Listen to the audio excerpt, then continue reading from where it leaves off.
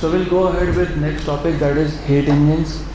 अब तक का हमने जितना भी थर्मोडायनामिक्स देखा, including what is a thermodynamic process, what is thermodynamic system, what is isothermal process, what is isobaric process, isochoric process और इवन एडियाबैटिक प्रोसेस, ये सब was to understand how does a heat engine work.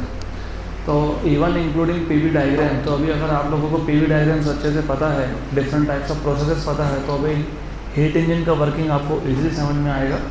So will start with heat engine today. सबसे पहले what is a heat engine? It is a device which converts heat into work. और याद होगा आपको thermodynamics का पहला ही statement मैंने बताया था आपको. Thermodynamics is the study of conversion of heat into work and vice versa. So what is a heat engine? Heat engine is a device that converts heat into work. By the way, heat is a form of energy. Work is also a form of energy. So a device which converts one form of energy into another form of energy, इसको हम normally transducer भी बोलते हैं. So you can say it is like a transducer. It converts heat into work. And while converting heat to work, the heat engine goes through some stages and performs a cyclic process. तो ये process क्या होती है? Cyclic. और अगर आपको याद होगा, साइक्लिक प्रोसेस में initial stage and final state are same. तो heat engine is a device which converts heat into work, and while converting heat to work it goes through certain stages. हम एक एक करके देखेंगे what are the stages, and it performs a cyclic process. Then of course ये जो process है of conversion of heat into work, इसमें एक वर्किंग सब्सटेंस होता है. वो वर्किंग सिस्टम क्या करता है? It absorb some amount of heat from the source. Working substance मतलब जिसको हम अब तक सिस्टम बोल रहे थे, और उसी को हम कई केसेस में आइडियल गैस भी बोलते हैं. जो सिलेंडर के अंदर तुम गैस रखते हो, उसका नाम चेंज होके यहाँ पे है वर्किंग सब्सटेंस. तो working substance is our system. तो working substance absorb some amount of heat from the source, और जितना भी हीट एब्जॉर्ब हुआ है उसका एक part, some part of the heat is converted to work, and the amount of heat, the part of heat which can not be converted to work, it is rejected to sink. मैंने आपको ये बताया था while we were discussing isothermal process. अगर आपको isothermal process याद होगा, वहाँ पे हीट इक्वल टू वर्क आता है, क्योंकि Q equal to delta U plus W. Delta U क्या होता है? ज़ीरो. तो हीट Q इक्वल टू क्या हो गया? W. And I told you that time कि आइडियली स्पीकिंग पूरा का पूरा हीट वर्क में कन्वर्ट होता ही नहीं है. Work can be completely converted to heat but not vice versa. तो इस केस में हीट इंजन में there is a working substance जो सोर्स से हीट को एब्जॉर्ब करेगा, उसका एक पार्ट किस में कन्वर्ट करेगा? वर्क में. और जो हीट वर्क में कन्वर्ट नहीं हुआ, it will be rejected to the sink. Good. तो एक एक करके देखेंगे हम लोग कि what are the elements of a heat engine. In total there are 4 elements of heat engine. 4 elements है. पहला है वर्किंग सब्सटेंस. तो a typical heat engine has the following element. सबसे पहला है वर्किंग सब्सटेंस. अब working substance can be ideal gas for an ideal heat engine. जैसे Carnot engine नाम का टॉपिक हम डिस्कस करने वाले हैं, उसमें जो वर्किंग सब्सटेंस है इट इज आइडियल गैस. तो it can be ideal gas for ideal heat engine, और it can be a mixture of fuel vapour and air. For example अगर पेट्रोल इंजन की बात कर रहे हो, तो उसमें जो वर्किंग सब्सटेंस होगा it is a mixture of petrol vapour and air. Diesel engine की बात कर रहे हो तो it is a mixture of diesel vapour and air. Steam engine की बात करें तो इट इज़ स्टीम. गुड. तो depending on the type of engine ये वर्किंग सब्सटेंस अलग अलग हो सकता है. सो it is called a system. मैंने अभी ऑलरेडी बताया कि यहाँ पे सिस्टम मतलब कौन है? वर्किंग सब्सटेंस है. It can be ideal gas for an ideal heat engine, and for a practical heat engine the working substance can be a mixture of fuel vapor मतलब पेट्रोल या diesel, and air in a gasoline. हमारे यहाँ जिसको petrol बोलते हैं उसको United States में you know this called as gasoline in the western countries basically. Good. तो it is a mixture of fuel vapour and air in petrol और diesel engine, and steam in steam engine. और it is the working substance. ये working substance heat absorb करता है और heat को किस में कन्वर्ट करता है? वर्क में. तो it is a working substance that absorb heat and does work. Clear यहाँ तक? पक्का. तो फ्लो के साथ चलो, याद रखते जाओ. Heat engine is a device which converts heat into work, and while doing through it goes through certain stages and performs a cyclic process. Okay, तो in this case working substance interacts with source, absorbs heats, converts part of heat to work and rejects the remaining heat to sink. और ये पूरा होता है इन stages, और उन stages के लिए जो हीट इंजन है उसमें क्या क्या एलिमेंट्स होने चाहिए. तो पहला एलिमेंट क्या था, वर्किंग सब्सटेंस. वर्किंग सब्सटेंस हमारा सिस्टम है. It is ideal gas for ideal heat engine जैसे कि Carnot engine. It is a mixture of gasoline vapour, petrol vapour plus air for a petrol engine. It is a mixture of diesel vapor and air for a diesel engine, and it is steam for steam engine. It is the working substance that absorbs heat and does work. दूसरा important element, इसको तुम दो element में divide कर सकते हो, hot reservoir and cold reservoir. तो hot reservoir and cold reservoir. Hot reservoir and cold reservoir के साथ वर्किंग सब्सटेंस इंटरैक्ट करता है. तो the working substance interact with this reservoir. Good, अब डिटेल में देखेंगे. हॉट रिजर्वायर ये किसको बोलते हैं. हॉट रिजर्वायर एक ऐसा सिस्टम होता है जिसमें से तुम, which is of course at higher temperature, जिसमें से तुम कितना भी हीट निकाल लो उसका टेम्परेचर चेंज नहीं होता. That is called as hot reservoir. तो hot reservoir is a system from which you can take out any amount of heat you want और उसका टेम्परेचर चेंज नहीं होने वाला है. Similarly cold reservoir is sink, जहाँ पे हम लोग जितना भी हीट दे दे उसका टेम्परेचर हमेशा कांस्टेंट रहने वाला है, लोअर टेम्परेचर. सिंक तो पता ही होगा ना, घर में सिंक नहीं है. क्या होता है सिंक में, यू ओपन द टैप, उसमें जितना भी पानी डालते जाओ it takes all the water. Similarly यहाँ पर जो सिंक है ये हीट का सिंक है. You can give any amount of heat to the sink without change in temperature. तो सिंक का टेम्परेचर हमेशा क्या रहेगा, लोअर टेम्परेचर रहेगा. Good. So hot reservoir is a source of heat. It is at relatively higher temperature and is capable of providing large amount of heat at constant higher temperature. Hot reservoir is source of heat. Cold reservoir is sink of heat. Hot reservoir is at relatively higher temperature. Sink is मतलब cold reservoir is at relatively lower temperature. Hot reservoir is capable of providing large amount of heat at constant higher temperature. Cold reservoir is capable of absorbing large amount of heat at constant lower temperature. It is also called as source. Hot reservoir के temperature को हम लोग TH या T1 से denote करते हैं. कुछ books में T1 लिखा होगा, किसी बुक्स में TH होगा, लेकिन ये दो notation we can use. Sink के लिए कोल्ड रिजर्वायर के लिए TC या फिर T2 यूज़ करते हैं. The working substance rejects the remaining heat that can not be converted to work to the cold reservoir. तो हॉट रिजर्वायर से हीट एब्जॉर्ब होता है और कोल्ड रिजर्वायर को हीट रिजेक्ट होता है at constant lower temperature TC. It is also called as sink. तो hot reservoir and cold reservoir के साथ वर्किंग सब्सटेंस इंटरैक्ट करेगा. ये सब याद रखते जाओ क्योंकि आगे जाके मैं तुमको ब्लॉक्स दिखाऊंगा कि कौन से ब्लॉक का क्या काम है. तो एक ब्लॉक होगा जो होगा सोर्स, एक ब्लॉक होगा जो होगा सिंक, एक ब्लॉक होगा जो तुम्हारा सिलेंडर है जिसमें पिस्टन है जिसमें वर्किंग सब्सटेंस है, और एक ब्लॉक है जो इंसुलेटिंग ब्लॉक है. तो जब हमको वर्किंग सब्सटेंस को हीट एब्जॉर्ब करवाना है तो हम वर्किंग सब्सटेंस को मतलब सिलेंडर को किसके साथ कांटेक्ट में लाएंगे, सोर्स के साथ. और उसके बाद जब वर्क करवाना है तो उसको रखेंगे इंसुलेटिंग स्टैंड के ऊपर. और जब हमको रिमेनिंग हीट को रिजेक्ट करवाना है उसको किसके साथ कांटेक्ट में लाओगे, सिंक के साथ. तो वर्किंग सब्सटेंस किसके साथ इंटरैक्ट करता है, सोर्स एंड सिंक. सोर्स से it absorbs heat at constant temperature, मतलब सोर्स का टेम्परेचर चेंज नहीं हो रहा है, सोर्स का टेम्परेचर इज कांस्टेंट TH. और जो part of heat which cannot be converted to work is rejected to sink at lower temperature. Okay, then the next element is cylinder. अभी मैंने आपको बताया पहला एलिमेंट है वर्किंग सब्सटेंस, लेकिन ये वर्किंग सब्सटेंस कहाँ है. ये वर्किंग सब्सटेंस तो तुमने किस में रखा है, you have confined the working substance in a cylinder which is fitted with movable frictionless and massless piston. तो working substance is enclosed in cylinder with a movable massless and frictionless piston. Good.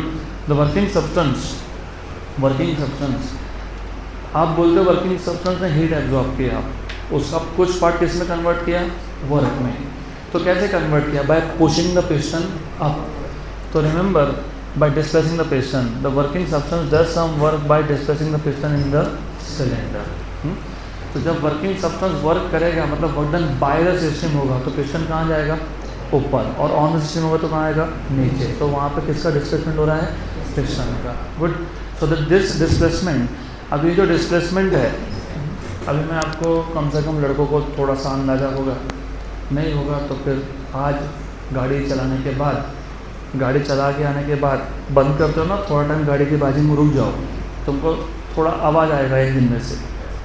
सुना है, you can also try of course. सुना है आवाज़, टक टक टक ऐसा आवाज़ आता है. That is nothing but the motion of piston inside and outside the cylinder, मतलब इनवर्ड एंड आउटवर्ड. तो बेसिकली ये जो पिस्टन का डिस्प्लेसमेंट हो रहा है, मतलब जो सिस्टम वर्क कर रहा है, ये वर्क ट्रांसफ़र होता है किसको, एनवायरनमेंट को. और एनवायरनमेंट यहाँ पे कौन है, यहाँ पे शाफ्ट है, और ये शाफ्ट किसको कनेक्टेड है, आपके गाड़ी के व्हील्स को. So this displacement is transferred to the environment using some arrangement such as crank shaft. Crank shaft is like a rod which transfers mechanical energy to the wheels of vehicle, and that's why your vehicle can move. So remember, working substance absorbs heat from the source, converts some part of heat to work, and this work is in the form of displacement of the piston, and this displacement is transferred to the environment using some arrangement such as crankshaft, or a crankshaft is connected to your wheels. So the energy finally is transferred to the wheels. और वो जो crankshaft का motion है, पहले तो piston का motion है up and down, ये पिस्टन को कौन कनेक्टेड है, क्रैंकशाफ्ट. क्रैंकशाफ्ट का मोशन है फॉरवर्ड बैकवर्ड, वो किसको कनेक्टेड है, व्हील्स को, and hence your wheels rotate. So that is how we convert heat to work. Okay, तो ये 3 एलिमेंट्स है, एक्चुअली 4 है. आई told you, working substance, hot reservoir, cold reservoir, and cylinder with a movable piston. There are 2 types of heat engines. जो heat engine है वो 2 type में classify होते हैं. एक को तुम बोलते हो external combustion engine, ECE, external combustion engine, ECE. External combustion engine में जो फ्यूल है वो हम लोग बाहर ही बर्न करके बाद में इंजन को इनपुट देते हैं. So the working substance is heated externally. जैसे for example steam engine is an example of external combustion engine. तो यहाँ क्या होता है, वाटर का कन्वर्जन हम लोग स्टीम में बाहर ही कर लेते हैं और बाद में इंजन को देते हैं as a input steam, right. तो एक्सटर्नल कंबशन इंजन मतलब engine in which the working substance is heated externally, right. और दूसरा होता है इंटरनल कंबशन इंजन, जैसे पेट्रोल और डीजल इंजन. वहाँ पे हम लोग बाहर पेट्रोल को जला के अंदर भेजते हैं क्या, risky thing, do not even think of doing that. तो वहाँ पे इंजन के अंदर ही वर्किंग सब्सटेंस को हीट करते हैं हम लोग, that is called as internal combustion engine, ICE. The working substance is heated internally. Example gasoline मतलब पेट्रोल इंजन और डीजल इंजन. क्लियर यहाँ तक. तो there are 2 types of heat engine. Which 2 types? External combustion engine like steam engine in which the working substance is heated externally, and internal combustion engine in which the working substance is heated internally. Okay, good. अब we will try to understand working of a heat engine step by step. तो working of a heat engine, first of all it is a well defined sequence of operation. मतलब यहाँ पे particular sequence होता है कि पहले ये step होगा, फिर ये होगा, फिर वो होगा. तो मोर और लेस 4 स्टेप्स इन्वॉल्व होते हैं, मोर और लेस. इसलिए इसको हम लोग 4 स्ट्रोक इंजन बोलते हैं. मैंने आपको बताया भी था. और जब तुम PV डायग्राम पे प्लॉट करोगे तो तुमको 4 अलग अलग कर्व दिखेंगे, और उसको जब कनेक्ट करोगे तो it will become a cyclic process. So it is a well defined sequence of operations, right.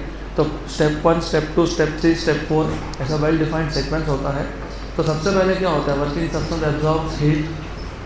Working substance absorbs heat. कहाँ से एब्जॉर्ब होता है heat? From the source. Source मतलब कौन? Hot reservoir which is at higher temperature. Number 2 is part of the heat absorbed by the working substance is converted to heat. So part of the heat absorbed by the working substance is converted to heat. Number 3, जो heat का part work में convert नहीं हो पाया वो किसको reject होगा? Same को. वैसे बाय द वे आगे आएगा ही, लेकिन अभी बता देता हूँ. Part of heat absorb by the working substance is converted to heat, and पूरा का पूरा हीट का कन्वर्जन वर्क में हो नहीं सकता. That is your second law of thermodynamics. क्या घटना, ये आगे आएगा. सेकेंड लॉ ऑफ थर्मोडायनामिक्स के 2 स्टेटमेंट है अलग अलग. एक का नाम है केल्विन प्लैंक स्टेटमेंट, एक का नाम है क्लॉसियस स्टेटमेंट, और उसमें से एक का नाम है इंजन स्टेटमेंट और दूसरे का नाम है रेफ्रिजरेटर स्टेटमेंट. क्योंकि रेफ्रिजरेटर या AC they are also heat engine working other way round, वो हम देखेंगे बाद में.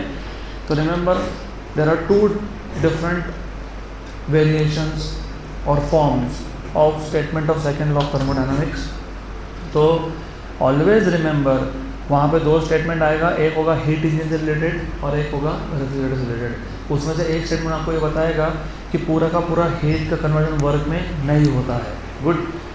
तो एनीवेज स्टेप 3, जो हीट का पार्ट वर्क में कन्वर्ट नहीं हुआ वो रिमेनिंग हीट किसको रिजेक्ट होगा? Cold reservoir, sink at lower temperature. Total 4 steps होते हैं. मैंने 3 बोले क्योंकि 4 स्टेप वो तुमको पीवी डायग्राम पे दिखेंगे.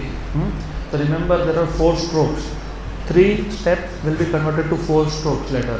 अभी फिलहाल से कुछ समझना है कि number one heat is absorb by the working substance from the hot reservoir. Part of the heat is converted to work and the remaining part of the heat which can not be converted to work is rejected to the same, मतलब cold reservoir. यहाँ तक clear? Part of the heat absorbed by the working substance is converted into work. हाँ, ये सब ये work आएगा. There is work of course. I said work, वो सिर्फ टाइपो मिस्टेक है यहाँ पे. तो let me correct this typo itself here. Text book में नोट्स में I don't know if it is correct और नॉट. राइट. Anyways good. तो ठीक है. Thank you for this.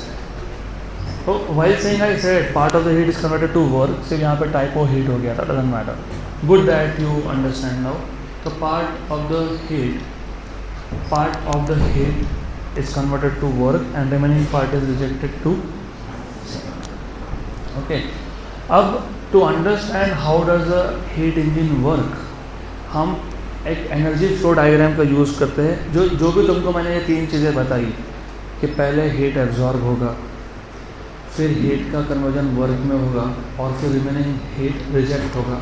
ये पूरा हम एक एनर्जी फ्लो डायग्राम से समझ सकते हैं. दिस इज़ वेरी इंपॉर्टेंट क्योंकि यहाँ से फॉर्मूला भी बनेंगे और फॉर्मूला याद रखना है. तो you have to understand energy flow diagram. अब रिमेंबर हीट एब्जॉर्ब कहाँ से हुआ? सोर्स से, हॉट रिजर्वायर. और हॉट रिजर्वायर का टेम्परेचर क्या था? T1 या फिर TH, बराबर. और उस हीट का एक पार्ट कहाँ कन्वर्ट हुआ? वर्क. और ये वर्क आउटपुट होता है. हीट इनपुट होता है, इंजन को इनपुट होता है हीट, और आउटपुट क्या होता है? वर्क. राइट. और जो पार्ट हीट का वर्क में कन्वर्ट नहीं हुआ वो कहाँ जा रहा है? सेम को.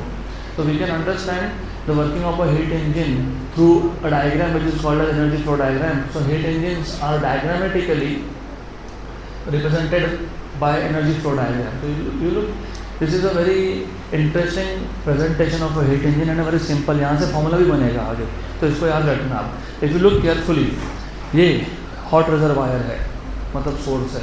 टेम्परेचर इज TH और T1. गुड. देन ये कोल्ड रिजर्वायर है, टेम्परेचर इज TC और T2. हॉट रिजर्वायर से हीट एब्जॉर्ब हुआ, कितना हुआ? Q1. कितना हुआ? इसका एक पार्ट वर्क में कन्वर्ट हुआ जो आउटपुट है, इसलिए मैं बाहर दिखा रहा हूँ आउटपुट. तो this is work output W. और जो वर्क में कन्वर्ट नहीं हुआ वो कहाँ रिजेक्ट हो गया? Cold reservoir. कितना हुआ? Q2 या फिर QC. तो Q1 और QH is the heat absorb, W is the output work and QC और Q2 is the heat rejected to the sink. अब सिर्फ उतना नहीं है, you also have to pay attention carefully. ये जो पाइप्स दिखाए ना मैंने, these are pipes, these are called as heat pipelines. क्या बोलते हैं इसको? या तो एनर्जी पाइपलाइंस. क्यों? जैसे हमारे घर में पाइपलाइन में पानी फ्लो होता है, हम उसको वाटर पाइप बोलते हैं. तो यहाँ पे क्या फ्लो हो रहा है? एनर्जी या फिर हीट. तो these are called as heat pipelines. And if you look carefully, ये जो हीट पाइपलाइंस का विड्थ है, width, it is proportional to the energy. क्योंकि यहाँ से ज़्यादा एनर्जी एब्जॉर्ब हुआ था तो इसका वेट ज़्यादा दिखाया है। उसका एक पार्ट कन्वर्ट हुआ वर्क में तो देखो वेट कम कर दिया मैंने, and the remaining part is rejected to sink, उसका भी वेट क्या दिखाया है, कम दिखाया है। तो ये जो हीट पाइपलाइंस होते हैं इसका वेट भी आपको इन्फॉर्मेशन देता है कि कितना हीट एब्जॉर्ब हो रहा है, उसका कितना पार्ट वर्क में कन्वर्ट हो रहा है, उसका कितना पार्ट रिजेक्ट हो रहा है। Remember, good. और by the way, what is a heat engine? This circle here और may be a ellipse, oval shape is a heat engine, क्योंकि basically heat absorption, part of the heat converted to work and rejected, वो इसी एक region में हो रहा है। That is why it is called as heat engine. So remember, QH is the amount of heat absorbed, or Q1 is the amount of heat absorbed from the source which is at higher temperature or hot reservoir. उसके बाद W is the work done by the working substance of course. Then उसके बाद QC और Q2 is the heat rejected to the sink which is at lower temperature. The circle or the oval shape, ellipse shape indicates heat engine. So this is a heat engine. This circle where it is a heat engine. Then one single execution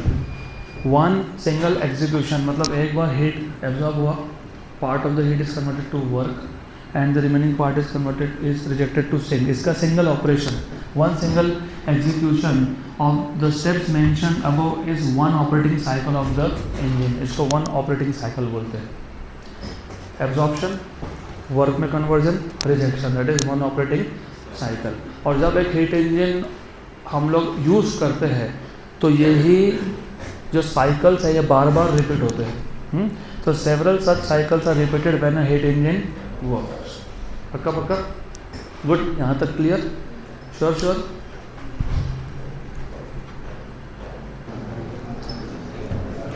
okay, so I hope it is all clear now, क्योंकि ये steps अगर तुमको नहीं समझे होंगे या नहीं याद होंगे तो हीट इंजन का वर्किंग नहीं समझेगा। तो just to know which are the 3 steps involve very quickly. Heat absorption, conversion to work and heat rejection. Very good. अब कितना हीट एब्जॉर्ब हुआ, उसका कितना पार्ट वर्क में कन्वर्ट हुआ, उसको बोलते हैं हम लोग thermal efficiency of a heat engine. क्या बोलते हैं उसको? Thermal efficiency of a heat engine. So it is a ratio of heat input to that of work output. बराबर। तो कितना हीट एब्जॉर्ब हुआ, उसका कितना पार्ट वर्क में कन्वर्ट हुआ। मैं जानबूझ के यहाँ पे गलत बता रहा हूँ, so that you also remember this in exam. उल्टा मत करना। थर्मल एफिशिएंसी टेल्स अस कि how much part of the heat is converted to work, और ये नंबर हमेशा 1 से छोटा आता है। 1 से छोटा आता है। 1 is the maximum value, that is an ideal heat engine. जितना हीट एब्जॉर्ब हुआ पूरा का पूरा वर्क में कन्वर्ट हुआ। तो हमारे पास रेशो है W/Q या फिर Q/W।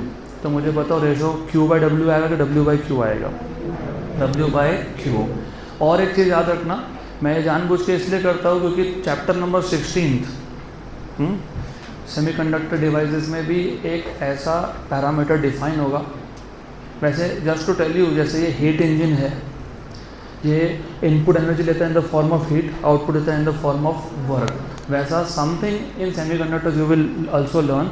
वहाँ पे उसको गेन बोलेंगे, gain, voltage gain, current gain या फिर रेजिस्टेंस गेन। तो ये जो गेन होता है ये इफिशिएंसी जैसा ही होता है, output upon input, output upon input. तो वोल्टेज गेन है V out upon V in, current gain है current output upon current input. तो याद रखना इफिशिएंसी या गेन ये हमेशा आउटपुट अपॉन इनपुट होते हैं। तो thermal efficiency of heat engine, ये डायग्राम तो तुमको याद ही होगा, एनर्जी फ्लो डायग्राम। तो thermal efficiency of heat engine is defined as work output upon heat input, work output upon heat input. Heat input मतलब हीट एब्जॉर्ब, कितना heat absorb हुआ था, QH या फिर Q1, तो W/Q। कन्फ्यूजन अगर हो तो याद रखना ये रेशो 1 या 1 से छोटा ही होता है। कभी कभी हम उसका कन्फ्यूज हो जाते हैं, उल्टा लिख देते हैं। तो रिमेंबर, ऑलवेज रिमेंबर, जितना हीट एब्जॉर्ब हुआ है उससे कम ही वर्क होता है, तो work output upon heat input. So it is the ratio of output in the form of work done by the engine to that of input in the form of heat supplied और heat absorb. Clear यहाँ तक? तो इसको हम बोलेंगे thermal efficiency. अब we will first go through a typical heat engine and it's PV diagram. When I से typical, ये जनरल हीट इंजन की बात हो रही है। इंजन टू इंजन स्टेप्स लगभग सेम होते हैं, लेकिन engine to engine PV diagram और स्ट्रोक्स चेंज होते हैं, मतलब बेसिकली प्रोसेसेस चेंज होते हैं। तो यहाँ पे मैं पहले से ही before I start this topic I will want to make it very clear, ये हम लोग general theory of a heat engine देख रहे हैं।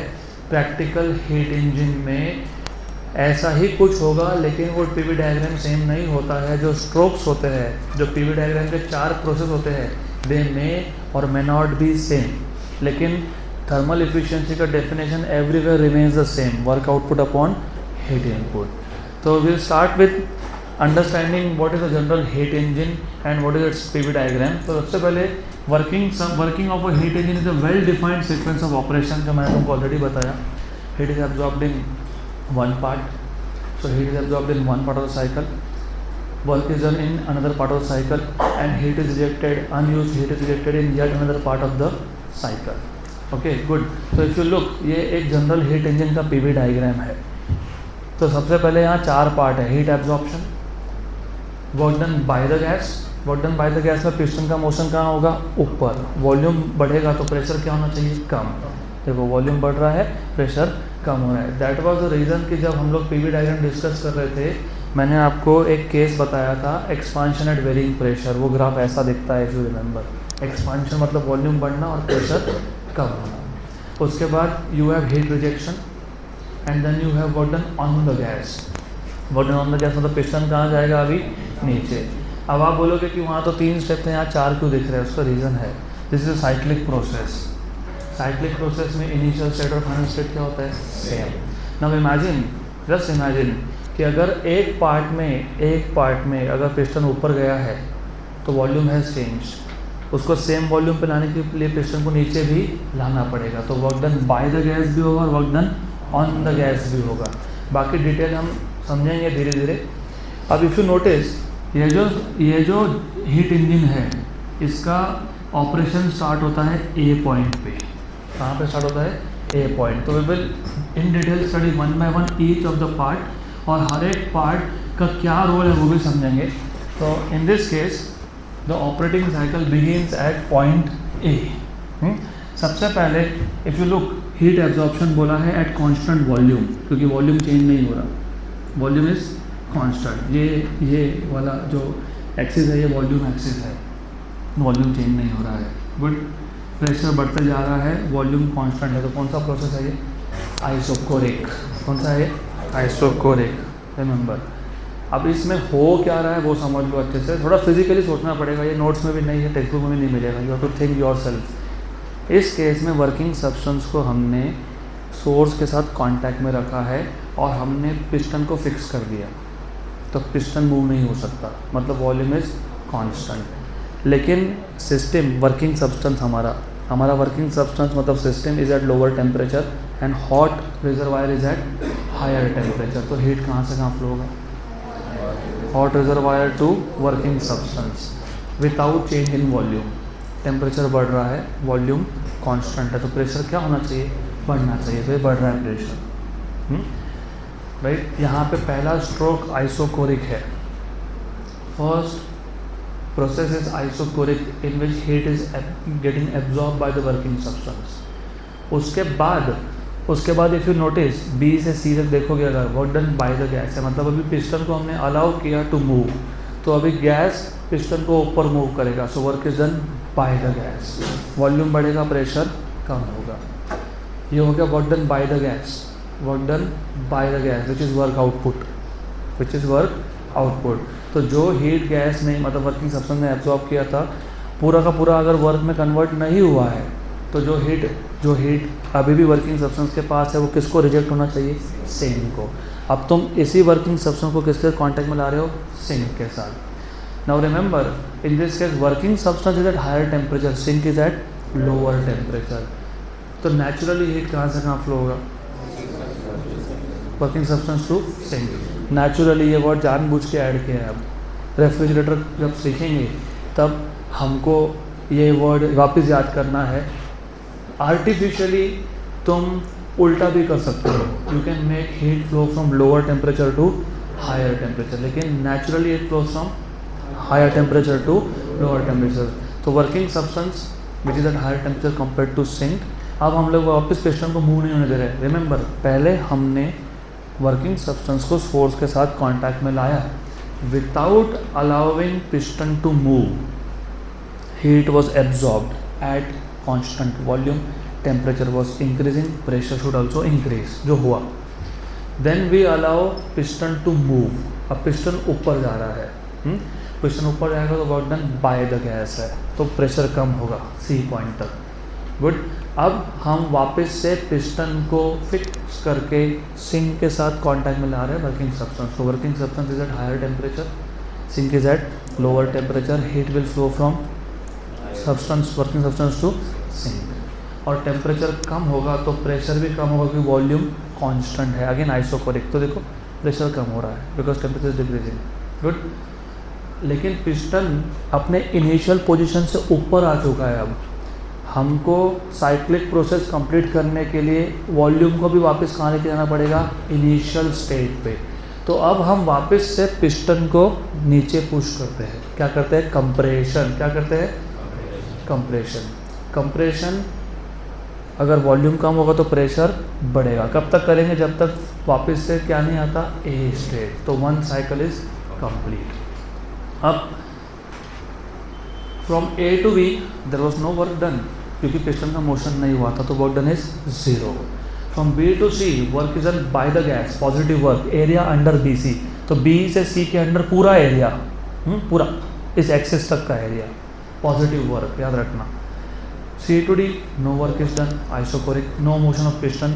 D to A area under the curve is a work done, but negative work है क्योंकि ये work done on the gas है, ऑन द सिस्टम है, right. Positive work is from B to C के नीचे का area, negative work is D to A के नीचे का एरिया. दोनों को माइनस कर दो तो बचेगा सिर्फ तुम्हारे पास लूप का area. Positive work minus negative work. तो work done in one cycle is the area enclosed by the loop. समझे यहाँ तक? इस पर क्वेश्चन आए हुए हैं, इसलिए एक एक चीज़, that is I am going slowly also, अभी तक खत्म हो जाता topic. So remember, operating cycle starts at A, heat is absorbed at constant volume, no work is done on or by the gas. So in this part no work is done, only heat is absorbed. The pressure is increased क्योंकि temperature बढ़ रहा है, volume constant है, तो Gay Lussac's law is applicable. Temperature बढ़ेगा तो pressure भी बढ़ेगा. So pressure is increased until point B is reached. इसके बाद temperature and internal energy also increases, क्योंकि टेम्परेचर बढ़ रहा है तो इंटरनल एनर्जी बढ़ने वाला है गैस का, वर्किंग सब्सटेंस का. Then now the gas starts expanding by pushing the piston away मतलब outwards. Its volume increases from B to C and pressure decreases. Since volume increases, pressure decreases. The gas does work in this part of the cycle, so this is work output. Good. Okay, then at point C point पे the remaining heat is ejected to the sink at constant volume. कब तक, जब तक point D नहीं आता.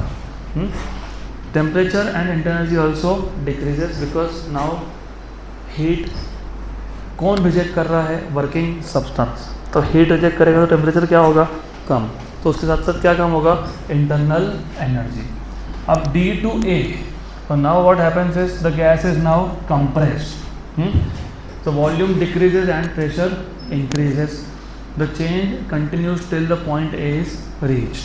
The cycle is complete and the system is ready for the next cycle.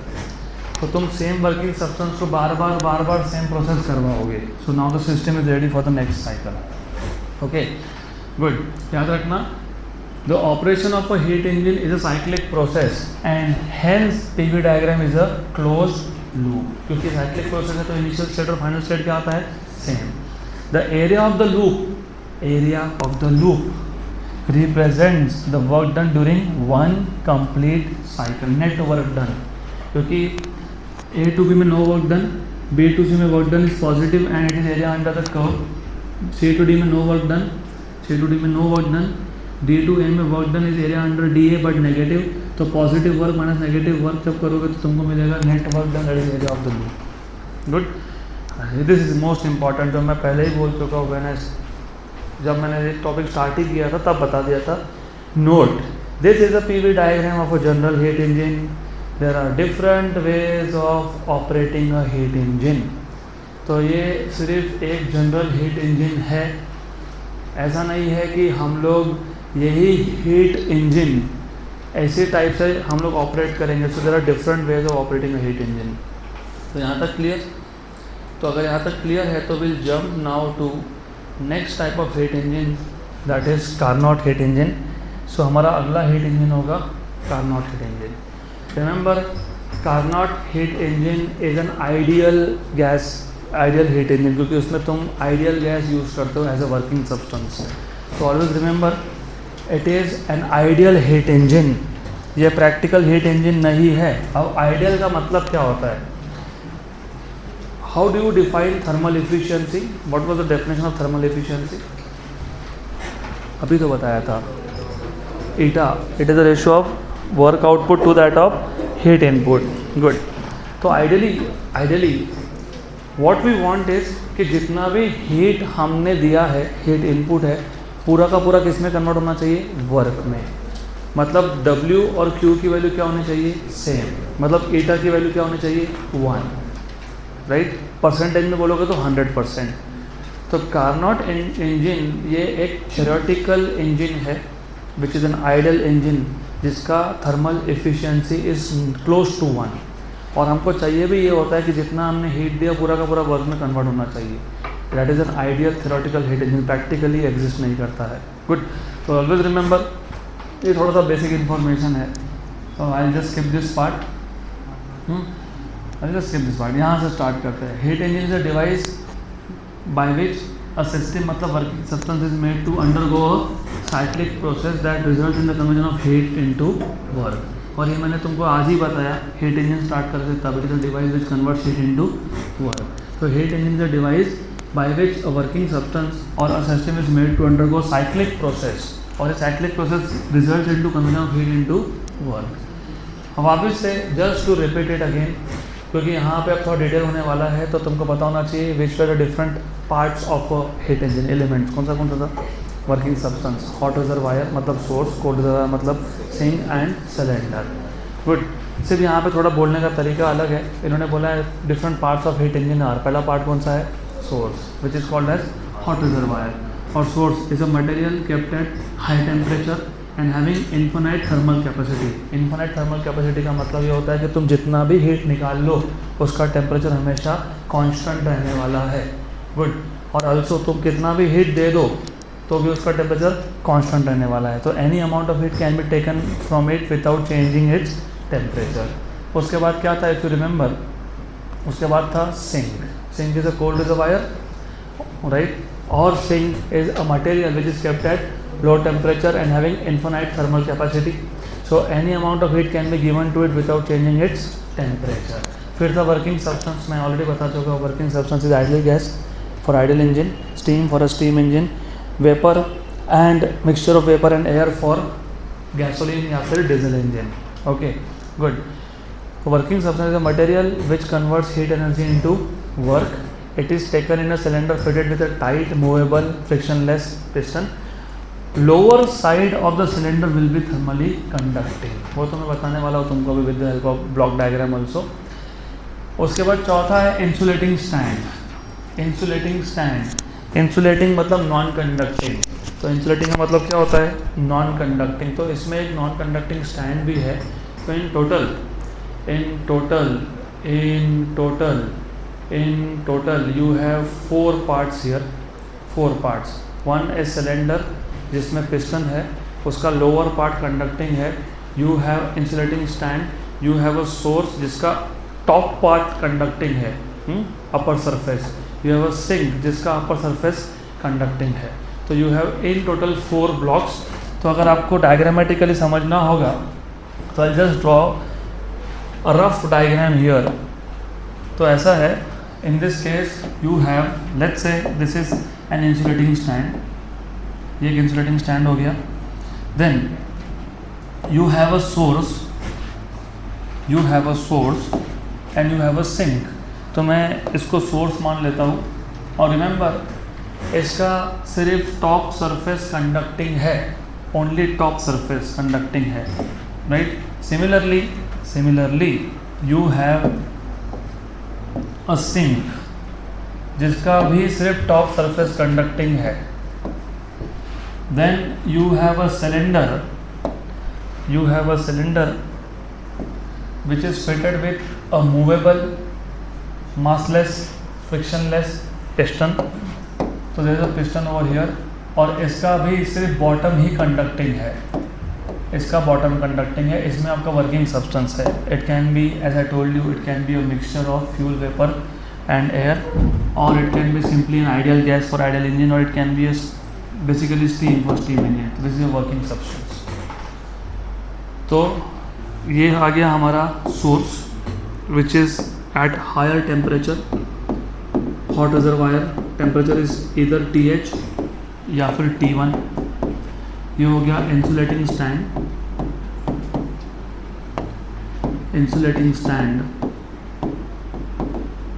And then you have a sink over here which is at lower temperature TC और T2. और ये of course this is your working substance in a cylinder. अब इसका Carnot engine का पूरा PV diagram समझने के लिए तुमको ये पूरा इमेजिन करना पड़ेगा. You have to remember source, insulating stand, sink and working substance. तो एक एक करके हम लोग देखेंगे. वही मैंने यहाँ पे दिखाया है, same thing. You have a source at temperature T1, you have insulating stand, you have sink at temperature T2, you have a cylinder fitted with piston. इसका लोअर सरफेस कंडक्टिंग है, इन दोनों का टॉप सरफेस कंडक्टिंग है. Okay, then of course already मैं आप लोगों को एनर्जी फ्लो डायग्राम बता चुका हूँ. तो you have a hot reservoir, मतलब सोर्स एट टेम्परेचर TH और T1. Then you have a cold reservoir, temperature TC और T2, right. Part of the heat absorbed, कितना हीट एब्जॉर्ब हुआ था, QH या फिर Q1. और उसका कितना पार्ट कन्वर्ट हुआ था आउटपुट में, वर्क W. और कितना रिजेक्ट हुआ, Q2 और QC टू द सिंक. ये सिर्फ एक ग्राफिकल रिप्रेजेंटेशन है, डायग्रामेटिक रिप्रेजेंटेशन है, क्योंकि इससे ही हमको समझेगा हाउ डज इट वर्क. तो वही सेम यहाँ पे बताया वापस से. So Carnot engine is an ideal heat engine. Ideal मतलब efficiency is maximum. In Carnot engine Carnot cycle is use. जैसे हमने हीट इंजन में एक जनरल हीट साइकिल देखा था. उस जनरल हीट साइकिल में सबसे पहला था heat absorption at constant volume, right. उसके बाद था work done by the gas. अब वो जो सेकंड स्ट्रोक था उसमें जो सेकंड स्ट्रोक था work done by the gas, वो दो अलग अलग टाइप हो सकते हैं. इट कैन बी आइसोथर्मल और इट कैन बी एडियाबैटिक. वो मैंने तुमको डायग्राम में बता दिया था कि पूरे कर्व पे टेम्परेचर सेम है. तो हमने जो हीट इंजन डिस्कस किया ऑलरेडी अभी थोड़ा टाइम पहले, that was the second stroke work done by the gas was isothermal. उसके बाद था हीट रिजेक्शन, आइसोकोरिक अगेन.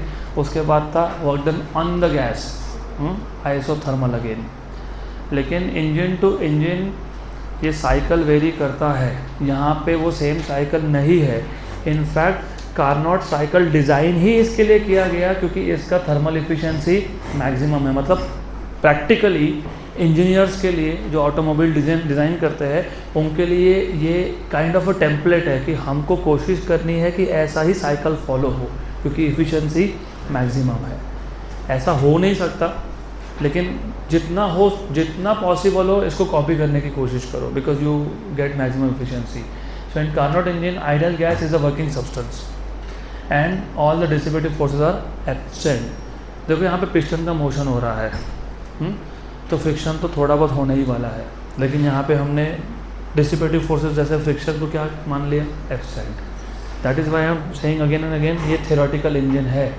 इसको तुम प्रैक्टिकल इंजन नहीं बना सकते हो. It is ideal engine. तो अब कार्नोट साइकिल में you have basically 4 different parts. So Carnot device an ideal cycle of operation for a heat engine and is known as Carnot cycle. In one complete cycle of operation, there are 4 different thermodynamic processes. और ये processes को याद कैसे रखना, यहाँ पे कुछ formulas missing है जो मैं तुमको बताऊंगा कैसे डिराइव करने हैं फॉर्मूलाज. इनको याद कैसे रखना वो भी बताऊंगा. एक एक करके देख लो पहले कि पहला स्ट्रोक क्या है, पहला प्रोसेस क्या है. जो हमने अभी जनरल हीट इंजन देखा उसमें पहला प्रोसेस क्या था, आइसोकोरिक हीट एब्जॉर्प्शन। यहाँ पे वैसा नहीं है, यहाँ पे जो पहला है वो आइसोथर्मल एक्सपांशन है। अब आइसोथर्मल एक्सपांशन, अब प्रैक्टिकली वो ब्लॉक्स याद करो, source, insulating stand, sink and your cylinder जिसमें वर्किंग सब्सटेंस है। Isothermal expansion, isothermal expansion, expansion मतलब पिस्टन कहाँ जा रहा है, ऊपर। और अगर गैस ने खुद का एनर्जी यूज़ किया होता to move the piston up, तो गैस का टेम्परेचर क्या होने लगता, फॉल। पक्का? इसका मतलब गैस खुद का एनर्जी यूज़ नहीं कर सकता क्योंकि आइसोथर्मल लिखा है। मतलब हमको वर्किंग सब्सटेंस को किसके साथ कांटेक्ट में लाना पड़ेगा, सोर्स के साथ। Source is at higher temperature, working substance is at lower temperature. Heat कहाँ से कहाँ गया, सोर्स से वर्किंग सब्सटेंस, और जितना भी हीट वर्किंग सब्सटेंस ने एब्जॉर्ब किया उस वही हीट किस में कन्वर्ट हुआ, वर्क में, to push the piston up. इसलिए इसको बोल रहे हैं आइसोथर्मल एक्सपांशन। तो at first the working substance is kept in contact with the source. The piston of the cylinder is moved outwards. The gas expands at constant temperature. The amount of heat, how much amount of heat is absorbed, Q1 या फिर QH is absorbed from the source to make the temperature constant. The volume increases and volume increases तो pressure क्या होगा, decrease, pressure decreases. Good. This is called as isothermal expansion. It is represented by the curve AB in the indicator diagram. तो ये देखो, ये indicator diagram है, and if you notice ये initial state था A, ये फाइनल स्टेट था B। Volume V1 से V2 गया, प्रेशर P1 से P2 गया, लेकिन टेम्परेचर T1 और T1 ही है, आइसोथर्मल है। पक्का पक्का, गुड। देन नंबर 2, पहला क्या है, आइसोथर्मल एक्सपांशन। दूसरा होता है एडियाबैटिक एक्सपांशन। क्या होता है, एडियाबैटिक एक्सपांशन में तुम्हारा जो वर्किंग सब्सटेंस है वो सराउंडिंग के साथ हीट एक्सचेंज कर सकता है क्या, नहीं। तो तुमने अब वो सिलेंडर को उठा के रख दिया इंसुलेटिंग स्टैंड पे। Now the working substance is completely cut off from the surrounding, no exchange of heat and matter. Okay, अब इंसुलेटिंग स्टैंड पे जब सिलेंडर रखा है, अभी भी पिस्टन ऊपर ही जा रहा है। पिस्टन कहाँ जा रहा है, ऊपर, मतलब एक्सपांशन हो रहा है, लेकिन इस केस में हीट बाहर से आ रहा है क्या, नहीं। तो कौन सा एक्सपांशन है, एडियाबैटिक। और एडियाबैटिक एक्सपांशन है तो गैस ने, वर्किंग सब्सटेंस ने खुद का इंटरनल एनर्जी यूज़ किया, तो टेम्परेचर क्या होगा, फॉल होगा। गुड। तो second part is adiabatic expansion. The lower conducting side of the cylinder is kept in contact with the insulating stand. The piston of the cylinder is moved outwards. The gas expands such that no heat enters the system or leaves from it. The volume increases and pressure decreases. Volume increases and pressure decreases. क्योंकि volume अभी भी बढ़ रहा है, volume बढ़ेगा तो pressure क्या होता है, कम। तो अभी भी वॉल्यूम बढ़ेगा, प्रेशर कम होगा। तो नाउ गैस, मतलब working system goes from V2 to V3, pressure goes from P2 to P3, temperature goes from T1 to T2। B point पे टेम्परेचर T1 था, भूलो मत। गुड। तो temperature is decrease from T1 to T2। Decrease क्योंकि gas ने खुद का energy use किया वर्क करने के लिए। तो इतना डिटेल्स आपको समझ में आने चाहिए, अदरवाइज फॉर्मूला याद नहीं रहेंगे, क्वेश्चन सॉल्व नहीं होंगे। तो you have to remember this. This is called as adiabatic expansion. It is represented by the curve BC, B to C। हो गया। अब तीसरे स्ट्रोक पे जाने से पहले मैं साथ साथ में यहाँ पे हर एक पार्ट का वर्क डन लिखते जाता हूँ। तो work done from A to B कौन सा प्रोसेस था, आइसोथर्मल। याद है क्या, nRT नेचुरल लॉग ऑफ, और T1 क्योंकि यहाँ पे पूरे कर्व पे टेम्परेचर T1 था, log of V2 bye V1, या फिर nRT1 log of P1 bye P2। Good. तो ये जो फॉर्मूलाज है ना, ये आपके टेक्स्ट बुक में I think they have not given, तो we will just write down alongside. इस पर क्वेश्चन आते ही है वैसे। यहाँ पे एडियाबैटिक का जो वर्क डन है, work done from B to C। If you remember, दो फॉर्मूला बताए थे आपको मैंने, एक इन टर्म्स ऑफ टेम्परेचर, एक in terms of pressure and volume. Pressure and volume का देखोगे तो 1/1 gamma P2 V2 minus P1 V1। In terms of temperature बात करोगे तो nR/1 gamma T2 minus T1, adiabatic. तो याद रखना, this is 1/1 minus gamma P2 V2 minus P1 V1, या फिर nR/1 minus gamma T2 minus T1, बराबर। मैं जानबूझ के गलती करता हूँ चेक करने के लिए, तुम बराबर बोल रहे हो। Final pressure is P3 and volume is V3, तो it is P3 minus P2 तो I will keep on committing such mistakes on intention. तुम एग्जाम में मत करो, इसके लिए अभी यहाँ पे मैं कर लेता हूँ, तो you have to remember this.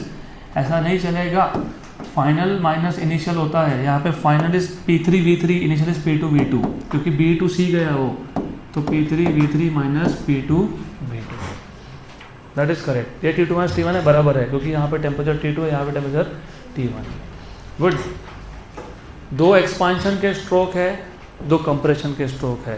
पहला था आइसोथर्मल एक्सपांशन, फिर था एडियाबैटिक, अब होगा आइसोथर्मल कंप्रेशन, फिर होगा एडियाबैटिक कंप्रेशन। तो इसको याद ही ऐसा रखते हैं, isothermal expansion IE, adiabatic expansion AE, isothermal compression IC, adiabatic compression AC, right. तो 4 स्ट्रोक आएंगे इसके। तो अगला प्रोसेस होगा आपका आइसोथर्मल कंप्रेशन। आइसोथर्मल और कंप्रेशन। अब कंप्रेशन मतलब पिस्टन तो नीचे आने ही वाला है, मतलब वर्क डन तो होने ही वाला है, लेकिन वर्क डन होगा तो फिर वो जो वर्क है वो किस में कन्वर्ट होता है, हीट में। और वो हीट टेम्परेचर क्या करता है, बढ़ाता है। टेम्परेचर बढ़ना नहीं चाहिए, मतलब अब तुमने ये सिलेंडर को उठा के कहाँ रखा, सोर्स के साथ कांटेक्ट में। सबसे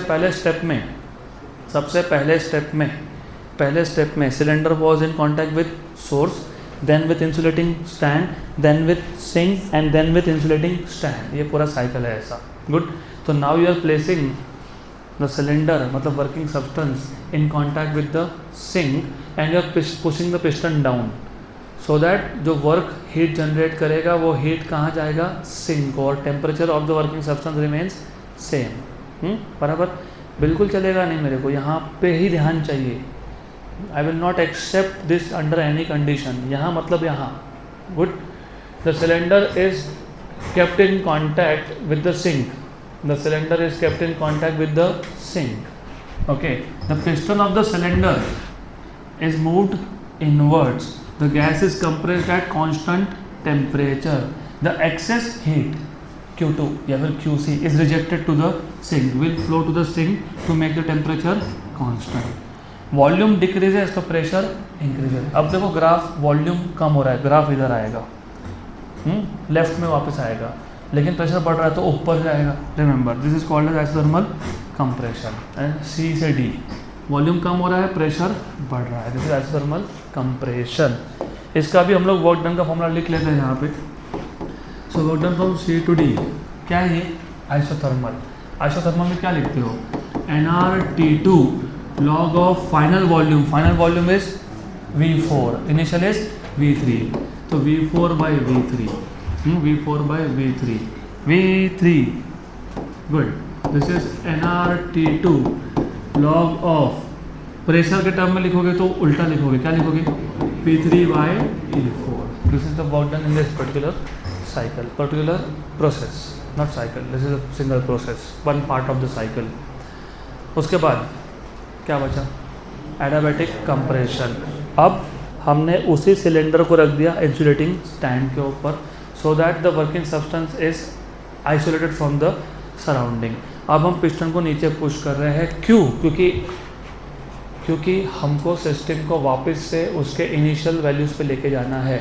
यहाँ पे P4 V4 T2 है, यहाँ पे P1 V1 T1 है, तो इनिशियल और फाइनल स्टेट सेम हुआ क्या, नहीं, तो अभी करना पड़ेगा।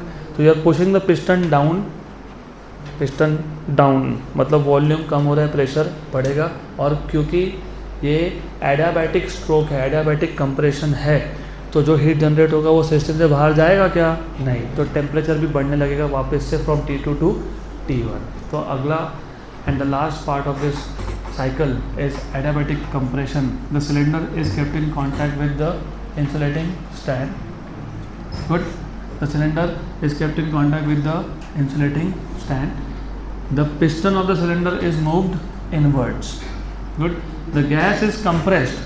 The gas is compressed so that no heat enters the system or leaves from it. Volume decrease होगा, pressure increase होगा, temperature भी increase होगा T2 से T1. This is called as adiabatic expansion.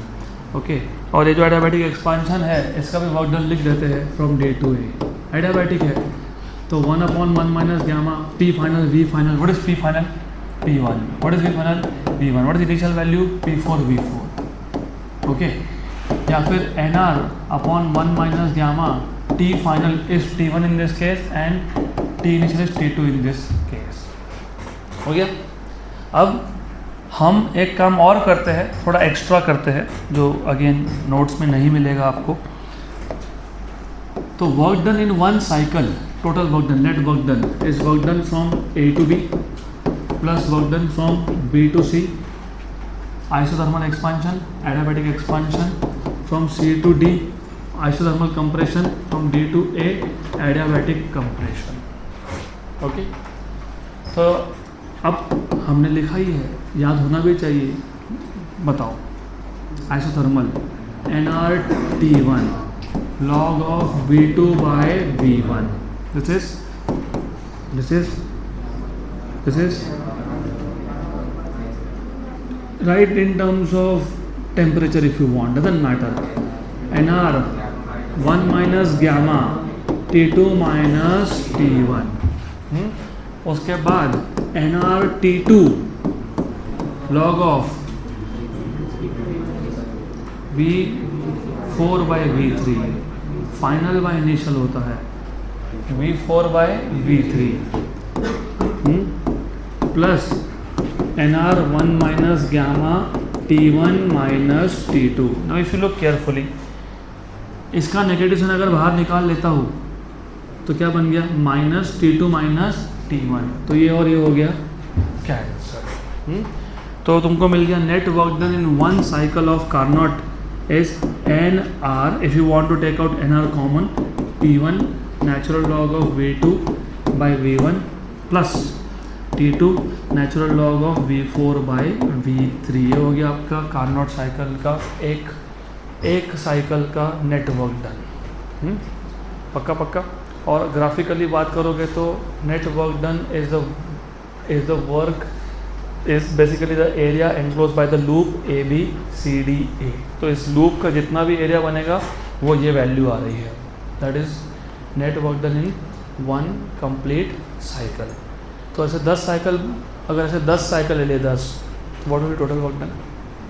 10 into area 25 ले ले. तो वो एक क्वेश्चन है आपके टेक्स्ट बुक का, हम देखेंगे.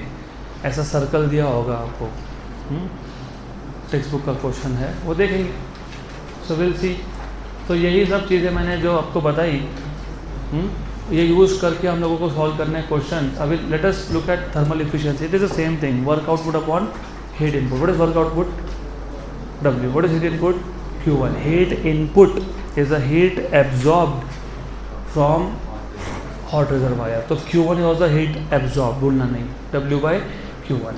अब ऑल्सो रिमेंबर, चलो ये क्या लिखा है इसको मैं थोड़ा सिंप्लीफाइड भाषा में आपको बता देता हूँ क्या लिखा है. एनर्जी फ्लो डायग्राम याद होगा ना, तो तुमको सारे फॉर्मूला अपने आप ही समझ में आ जाएंगे.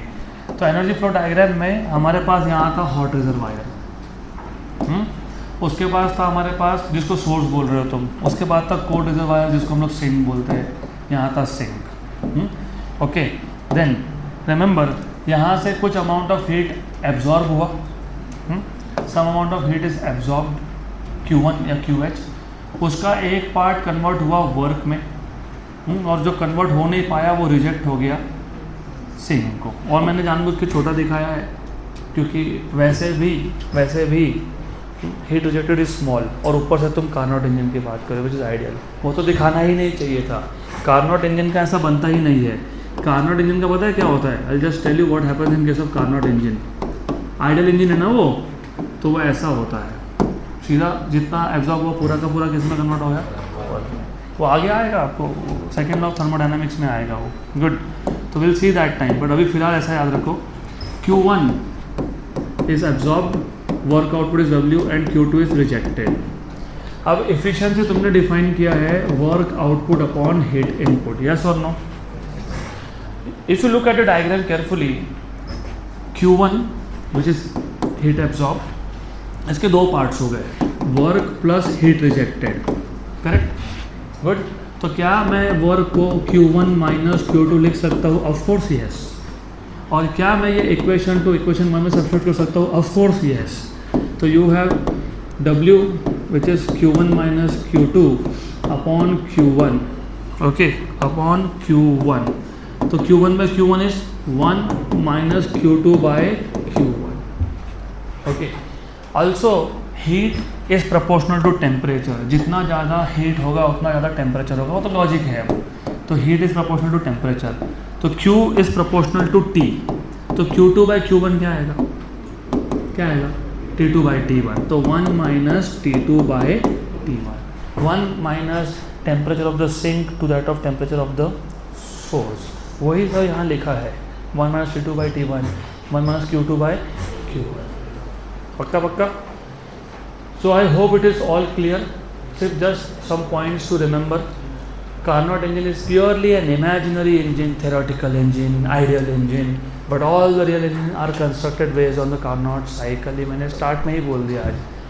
तो एक टेम्पलेट होता है. टेम्पलेट मतलब दैट इज समथिंग के सैम्पल के लिए है, उसको फॉलो करना है.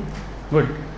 No other engine can have the same efficiency as that of Carnot engine working between the same temperature range. मतलब फॉर एग्जाम्पल सोर्स का टेम्परेचर 1000 है, सिंक का 50 है एग्जाम्पल. तो 1000 और 50 के बीच में, इस टेम्परेचर रेंज के बीच में अगर मैं Carnot इंजन को ऑपरेट कर रहा हूँ और किसी और इंजन को ऑपरेट कर रहा हूँ, तो Carnot इंजन का जितना एफिशिएंसी है उतना दूसरे इंजन का हो ही नहीं सकता है. That is what they are trying to tell you. पक्का पक्का? Good. So will stop here today.